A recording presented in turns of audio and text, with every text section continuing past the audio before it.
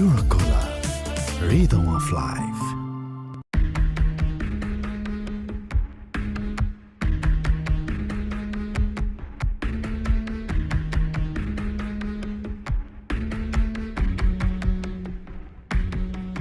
রুসেল, তুমি ওকে বিশ্বাস করো না? চলো তাহলে, চলো চলো। আমি এখন কোথায় যাবো আয়শা? এই শহরে তো আমার আর কেউ নাই।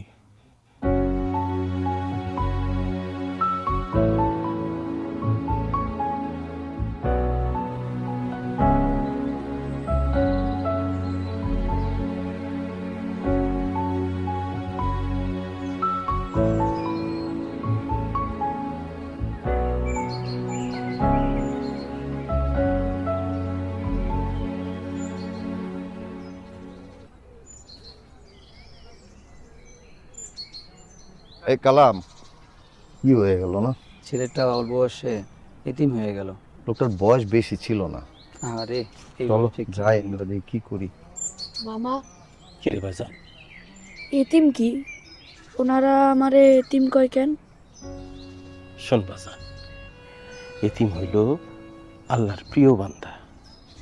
এই দুনিয়া যার কেউ নাই, তার সাথে আল্লাহ থাকে, বুঝছ? চল বাড়ি যাই। আয়।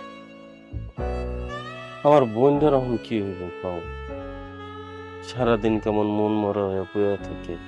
শোনেন, বড় আপা ঢাকার থেকে একটা প্রস্তাব পাঠাইছে বুবুর জন্যে।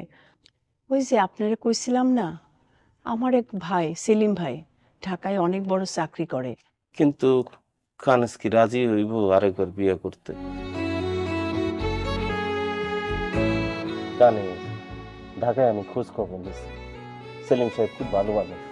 ভাইজান, তোমরা আমার জন্য যেটা ভালো মনে করো সেটাতে আমি রাজি।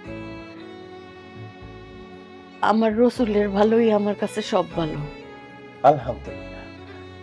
রসুল, বাবা তুই ঢাকায় যাবি? সেখানে তুই নতুন বাবা পাবি। যাবি ঢাকায়? সত্যি কইতাছো? হ্যাঁ,